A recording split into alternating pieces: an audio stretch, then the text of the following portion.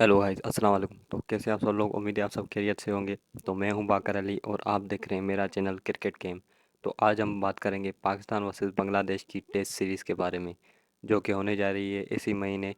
दो test matches हैं इस सीरीज़ में, जिसमें पहली जो मैच है वो होगी 21 अगस्त से लेकर 25 अगस्त तक, और दूसरी टेस्ट मैच जो होगी वो होगी 30 अगस्त से लेकर 3 सितंबर तक। तो ये दो टेस्ट मैचेस की सीरीज़ है जो खेलने के लिए आएगी बांग्लादेश पाकिस्तान, बल्कि बांग्लादेश जो है वो पहुंच चुकी है और पाकिस्तान में लैंड हो चुकी है बांग्लादेश। और पहली टेस्ट जो खेली जाएगी वो इस सीरीज़ की वो खेली जाएगी रावलपिंडी के स्टेडियम में 10:30 बजे के टाइम पे। और दूसरी टेस्ट मैच जो खेली जाएगी इस सीरीज़ की वो 30 अगस्त से लेकर जो 3 सितंबर तक खेली जाएगी, वो कराची के स्टेडियम में खेली जाएगी और वो भी सेम टाइम पे 10:30 बजे शुरू होगी। तो अगर बात करें ये दो टेस्ट सीरीज़ की दो टेस्ट मैचेस की इम्पोर्टेंस की, तो ये दोनों ही टीमों के लिए बड़ी इम्पोर्टेंट सीरीज़ है, क्योंकि टेस्ट चैम्पियनशिप जो होती है उसमें क्वालिफाई करने के लिए पाकिस्तान के लिए नहायत ही ये इम्पोर्टेंट सीरीज़ है।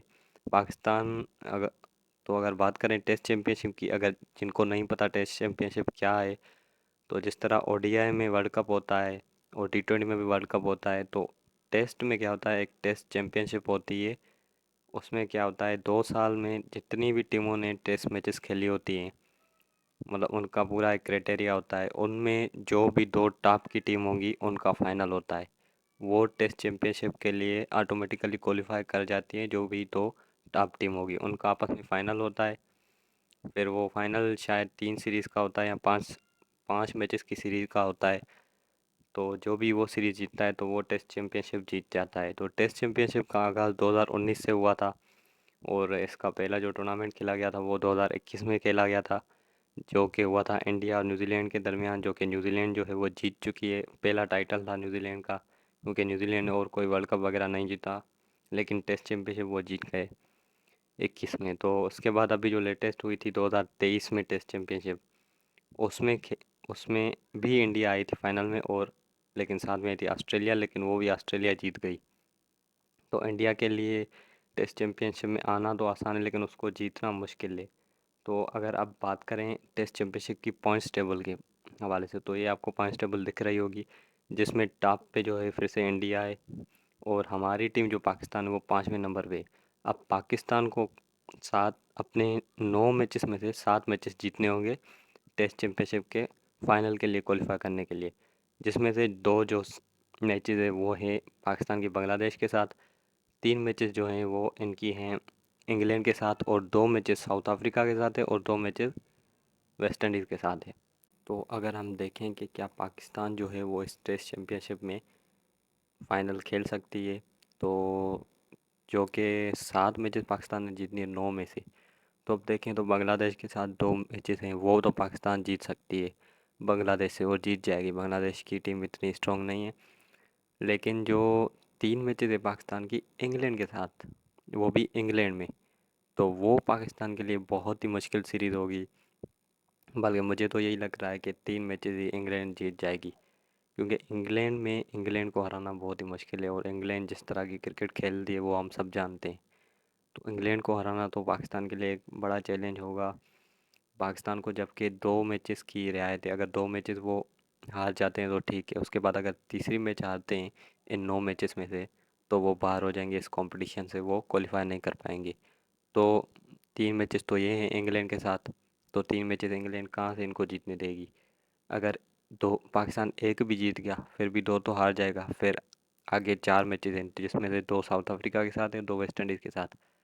अब साउथ अफ्रीका भी इतनी गई गुजरी टीम नहीं है, वेस्ट इंडीज़ भी नहीं है कि पाकिस्तान उनसे सारी की सारी मैचेस जीते, क्योंकि पाकिस्तान को अब सारी जीतनी है ना। क्योंकि पाकिस्तान ने एक जीती है, हमने एक अज्यूम कर दिया कि इंग्लैंड इंग्लैंड के खिलाफ एक जीत ली, और जो है वो बांग्लादेश से जो 2 जीत ली, तो 3 ये हो गई। अब 4 जीतनी है वो साउथ अफ्रीका और वेस्ट इंडीज़ से, तो बनेगी 7। तो साउथ अफ्रीका और वेस्ट इंडीज़ तो इतनी है नहीं कि वो सारी की सारी मैचेस हार जाएंगी।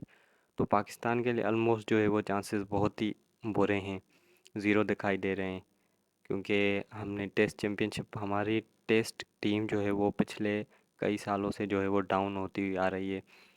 अब जब शान मसूद कैप्टन आया है तो हो सकता है थोड़ी इम्प्रूवमेंट आए, लेकिन इतनी जल्दी तो नहीं आ सकती।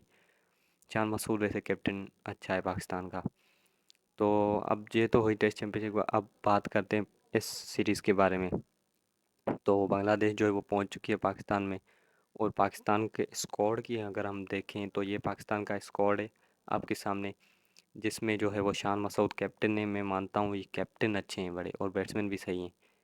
पढ़े लिखे कैप्टन हैं, सही जवाब देते हैं, इनको पता है क्या बोलना है। इनको इंग्लिश तो आती है, लेकिन हमारे दूसरे प्लेयर जो हैं, कुछ ऐसे प्लेयर हैं जिनको उर्दू में भी सही से बात करने नहीं आती। तो ये उनसे काफ़ी बेहतर हैं बात करने के हिसाब से, परफॉर्मेंस के भी हिसाब से। और उसके बाद साउथ शकील को इन्होंने जो है वो वाइस कैप्टन बनाया है, जो कि सही स्टेप है। और इस स्क्वाड में दो ऐसी बातें हैं जो कि ख़ास हैं, जिस पे गौर करना चाहिए, जो कि मैं आपको इस वीडियो की एंड में बताऊंगा। तो अब हो गए, ये आपका स्क्वाड है। और बाकी तो स्क्वाड सही लग रहा है, लेकिन इसमें जो एक प्लेयर इन्होंने उठाया है, मोहम्मद हुरैरा, वो एक ज़बरदस्त प्लेयर है, पाकिस्तान के लिए फ्यूचर स्टार बन सकता है। वो ना के टेस्ट बल्कि टी20 और ओडीआई का भी अच्छा प्लेयर बन सकता है। इन्होंने अच्छा स्टेप लिया कि उनको स्क्वाड में शामिल कर दिया। और बांग्लादेश क्योंकि छोटी टीम है, तो उसमें अगर वो परफॉर्म करता है तो उसका कॉन्फिडेंस आएगा, फिर आगे जो अगली सीरीज़ आ रही है इंग्लैंड में, तो उसमें उसको परफॉर्म करना होगा, क्योंकि वो बड़ी सीरीज़ है। तो अभी से ही उसको चांस दे दिया, ये अच्छी बात है। तो ये था पाकिस्तान का स्क्वाड। तो अगर अब मैं बात करूं, जो मैंने आपको दो इम्पोर्टेंट बात कही कि दो जो है वो मेन पॉइंट है जिस पे सोचना पड़ रहा है, जो कि एक अच्छा मेरे लिए, तो एक पॉइंट तो बहुत अच्छा है। नंबर वन जो पॉइंट है वो बाबर की गैंग को तोड़ा गया है। बाबर आजम की जो गैंग थी एक पूरी, जिसमें इमामुल हक था, हसन अली था, फ़हीम अशरफ था और शादाब खान। ये तीन चार बंदे जो बगैर परफॉर्मेंस के आ जाते थे बाबर की वजह से। अब आप देखें इमामुल हक टेस्ट में तो मतलब कभी चलता था, कभी नहीं चलता था, बहुत बार नहीं चलता था, और उसकी फील्डिंग भी थर्ड क्लास ही थी। फील्डिंग तो सारों की ऐसी है, लेकिन परफॉर्मेंस उसकी ज़ीरो थी। लेकिन फिर भी बाबर आजम की, क्योंकि वो पक्का बाबर आजम का दोस्त थे, रोटी गएंगे तो उसको शामिल किया जाता था बाबर आजम की वजह से। तो शान मसूद की वजह से, या हो सकता है शान मसूद की वजह से ना भी हो, लेकिन इस गैंग को जो है वो तोड़ा गया है। अब इमामुल हक नहीं है, और हसन अली, जिसके पूरी दुनिया हैरान हो जाती थी कि हसन अली आ कहाँ से रहा है स्क्वाड में, उसकी कोई परफॉर्मेंस नहीं होती थी। चल दूसरे प्लेयर तो फिर भी लीग में तो परफॉर्म करते हैं, ये बंदा लीग में परफॉर्म नहीं करता था, लेकिन फिर भी अचानक टीम में नाजिल हो जाता था। और ये दो प्लेयर थे आपके, इमाम और हसन, और तीसरा जो प्लेयर है वो है फ़हीम अशरफ। अब फ़हीम अशरफ का पता नहीं चलता कि वो कहाँ से आ गया, और बस पता नहीं, हम उसको ऑलराउंडर के तौर पे उठाते थे, और ना वो बॉलिंग में परफॉर्म करता था ना बैटिंग में परफॉर्म करता था, पता नहीं किस किस्म का ऑलराउंडर था। उसको भी उठा के लेके आते थे हमारे कैप्टन जब थे, किंग, बॉबजी द किंग थे। बाबर खुद अच्छे प्लेयर हैं नो डाउट, लेकिन जो प्लेयर्स लाते हैं अपनी दोस्ती और गैंग, वो ख़राब है, इनकी परफॉर्मेंस ज़ीरो है। रिजवान एक अच्छा बंदा है इसका, लेकिन बाकी जो है वो ऐसे ही हैं। तो ये था पहला पॉइंट, बाबर की गैंग को तोड़ा गया। और दूसरा पॉइंट अगर हम बात करें, जो कि बहुत ही गौर करने वाला पॉइंट है, वो ये है कि आप इस पूरे स्क्वाड में देखें, आपको सिर्फ और सिर्फ एक स्पिनर दिखाई देगा पाकिस्तान के स्क्वाड में। सिर्फ एक स्पिनर, वो है इब्रार अहमद। सिर्फ एक स्पिनर, 17 बंदों के स्क्वाड में एक स्पिनर डाला गया है। तो इसका मतलब ये है कि जो पिचेस बनेगी वो फास्ट बॉलर को असिस्ट करेंगी, फास्ट बॉलर के फेवर में होंगी। तो ये तो बांग्लादेशियों के लिए हो गई मुश्किल, क्योंकि वो तो हैं ही आदि स्पिन के। क्योंकि उनके मुल्क में, तो बांग्लादेश के मुल्क में जो पिचेस होती है वो सबको पता है कि वो कितनी टर्न होती है बॉल, और उनके स्पिनर ही कमाल के हैं। मतलब उनकी जो स्ट्रेंथ है वो स्पिन बॉलिंग है, और हमारी स्ट्रेंथ जो है वो स्पिन रही नहीं है। हमारे पास सिर्फ एक ही स्पिनर है, वो है इब्रार अहमद, और उसको हम खिलाते नहीं हैं सिवाय टेस्ट के। तो इसलिए हमारी स्पिन तो है ही नहीं इतनी अच्छी, लेकिन बांग्लादेश की स्पिन अच्छी है, तो इसलिए हमने जो है वो फास्ट पिचेस का और एक स्पिनर उठाया है पूरे स्क्वाड में। और पिचेस जो होंगी वो डेफिनेटली फास्ट बॉलर को हेल्प करेंगी। और फास्ट बॉलिंग जो है हमारी शुरू से ही अच्छी रही है। लेकिन अभी इतनी कोई ख़ास अच्छी है नहीं। बांग्लादेश से तो हम जीत जाएंगे और हम बड़े कहेंगे कि भाई हमारी बॉलिंग ये वो। लेकिन अब देखा जाए तो पाकिस्तान की फास्ट बॉलिंग वैसी नहीं रही जिस तरह पहले होती थी। तो अब हमारा फास्ट बॉलर है शाहिन शाह अफरीदी, वो अच्छा बॉलर है। उसके बाद नसीम शाह है।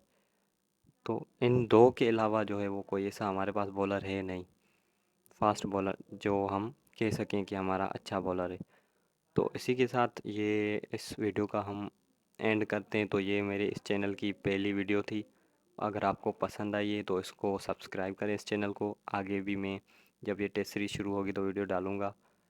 और वीडियो पसंद आई तो इसको सब्सक्राइब और लाइक करें। और मुझे दीजिए इजाज़त, मैं मिलूँगा आपको नेक्स्ट वीडियो में किसी नए टॉपिक के, बल्कि नए टॉपिक बांग्लादेश की जो सीरीज़ होगी, मैच फर्स्ट मैच में मिलेंगे। तो तब तक के लिए अल्लाह हाफ़िज़।